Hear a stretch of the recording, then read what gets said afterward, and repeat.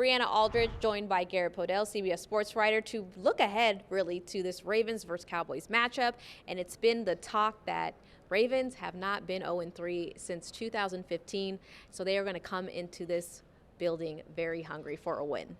Absolutely. I mean, think about it. The world in 2015 was a Dallas Cowboys without Dak Prescott, which for many people today is unimaginable. But, yeah, it's been a long time, and they had some tough games, right? They had the tight end, Isaiah Likely, whose toenail was out by this much against the Chiefs on the first game of the season, and then disappointing 3-point loss against the Raiders. So, yeah, they're going to be coming in hungry, which the Cowboys are too, coming off what they've called an embarrassing loss last week against New Orleans. Yeah, exactly. And Dak right away kind of said, their job this week is to match what Lamar Jackson is bringing and not go quiet like they did in week one, not be able to put out what the Saints were able to do offensively. And it starts with finding someone other than CeeDee Lamb, but also, like you were mentioning to me prior, is kind of getting the rust out between the two of them. Absolutely, because as we all remember, it was very well covered by everyone here in the media that CeeDee held out of training camp and missed the entire offseason program, and that's kind of manifested itself. And you saw the one play in the red zone early first half against New Orleans.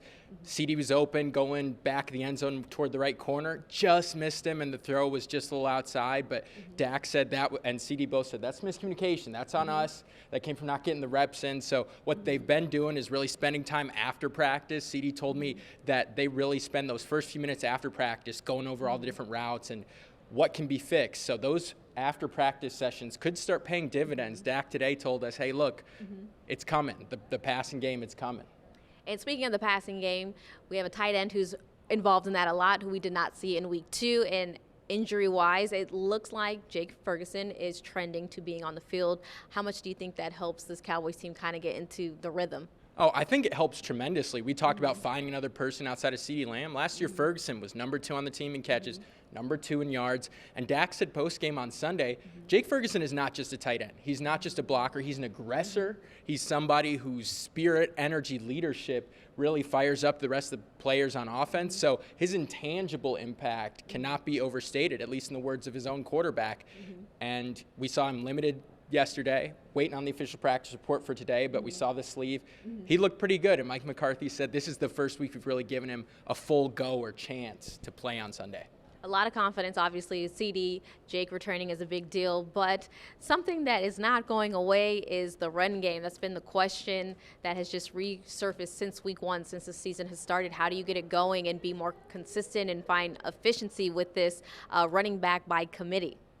Yeah, I think that's just going to come down to almost they need the game script to work out that way, right? They need offensive consistency, maybe even if it's passing to set up the run so they can get in run-friendly situations. When you fall down, 5-6 touchdowns early in a row against New Orleans, that's just not going to happen. They said they haven't even really seen the amount of rushing attempts. I think only 36 to really evaluate it. So it's just getting in that rhythm, and then the running backs not pressing. Ezekiel Elliott told us today, you just have to read the play for itself and not look to break a home run every time, even though you may only have 10 touches in a game.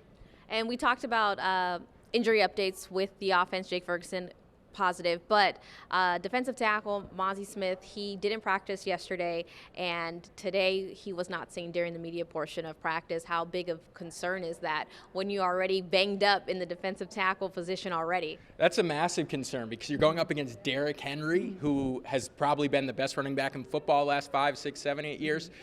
So not having one of your starting defensive tackles, you're bringing a guy off the street, off Washington's practice squad, Carlos Watkins, who was on the Cowboys prior, incredibly thin, and especially against Henry, the running of Jackson. They could be in big trouble up front again this week after getting diced up by Alvin Kamara. And really it's going to be a ton on Micah Parsons, DeMarvin Overshown, Eric Kendricks, a lot of those linebackers in the second level to play out of their mind to compensate his loss because, like you said, Bree, they're very thin up front.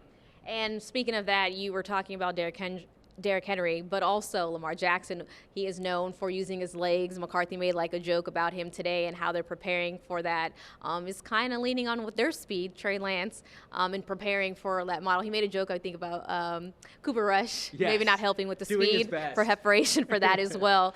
But is that something that you think that they're going to be able to stop come Sunday?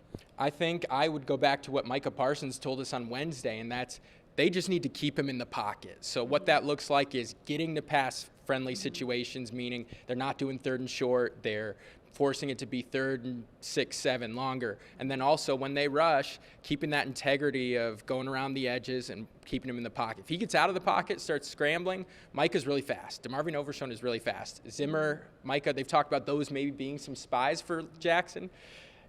You can only keep him contained so long when you let him get loose outside the pocket. So really keeping contained is going to be a major key this week.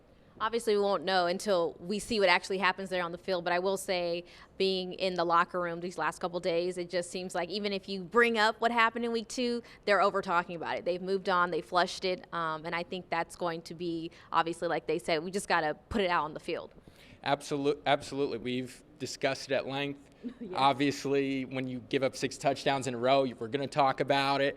But I think at the same time, the Ravens were in the AFC title game last year. Mike McCarthy mentioned that's so much of their excitement in playing them because you only have 2 weeks of sample size. Yes, the Ravens are 0-2. This is a team with the best regular season record in football a year ago, and they brought back a lot of the same guys, so it's going to be an incredible challenge for them on Sunday, which is why, to your point, Bree, they want to talk about Baltimore. Yeah. So no, we're talking about week 2, looking ahead to week 3 against the Ravens. So we'll see which team is going to be, I don't think hungry is a word, but that's what's coming up to my mind, to see which team can put it out on the field. So thank you, Garrett, for joining me. That's going to be it for Briana Aldridge for Garrett Podell.